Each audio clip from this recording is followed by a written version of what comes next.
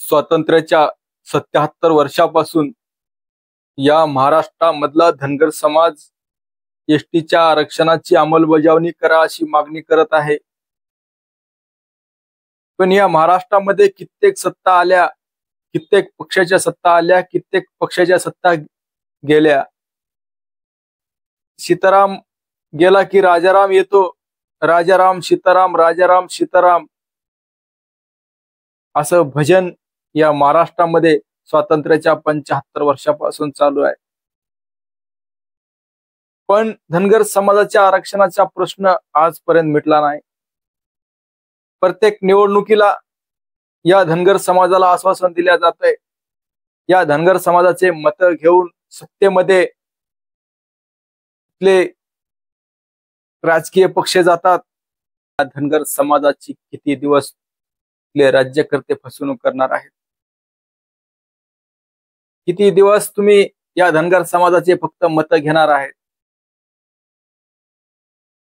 तुम्ही रातोरात या देशामध्ये नोटबंदी करता, रातोरात राष्ट्रपती राजवट लागू करता, लोक झोपेमध्ये आहेत तोपर्यंत मंत्रिपदाची शपथ घेता, सुट्टीच्या दिवशी सरकार स्थापन करता। मग हा धनगर समाज स्वातंत्र्याच्या 75 वर्षापासून 77 वर्षापासून एसटीच्या आरक्षणाची अंमलबजावणी करा अशी मागणी करत आहे। मग तुम्ही का करत नाही? मग डॉक्टर बाबासाहेब आंबेडकरांची लोकशाही आम्हाला ही सांगत नाही की गरीबानं गरीबच राहिलं पाहिजे, श्रीमंतानं श्रीमंत झालं पाहिजे। डॉक्टर बाबासाहेब आंबेडकरांची लोकशाही ही सांगते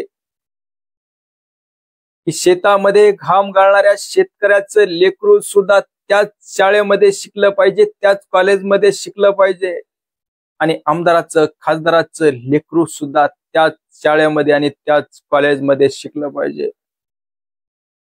डॉक्टर बाबासाहेब आंबेडकरांचं संविधान हे सांगतंय की शेळ्या मेंढ्या माग भटकंती करणाऱ्या धनगराचं पोरग सुद्धा त्याच शाळेमध्ये शिकलं पाहिजे, त्याच कॉलेजमध्ये शिकलं पाहिजे, आणि कलेक्टरचं पोरग सुद्धा त्याच शाळेमध्ये आणि त्याच कॉलेजमध्ये शिकलं पाहिजे।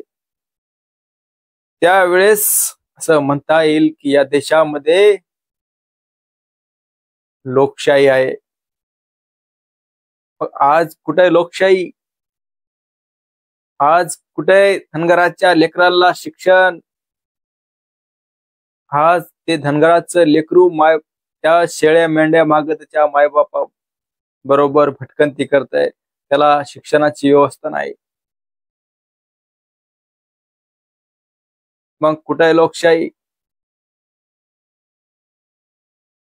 डॉक्टर बाबासाहेब आंबेडकर सुद्धा असं म्हणाले होते की हे संविधान खूप चांगलं आहे, पण याला चालवणारे लोक जर नालायक असतील तर या संविधानाचा काही सुद्धा उपयोग नाही।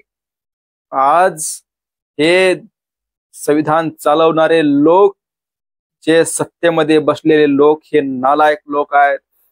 म्हणून येणाऱ्या काळामध्ये धनगराच्या पोरांनी आता कोणाच्याही चटाया उचलण्यापेक्षा, कोणाच्याही पाठीमाग झेंडे घेऊन मिरवण्यापेक्षा,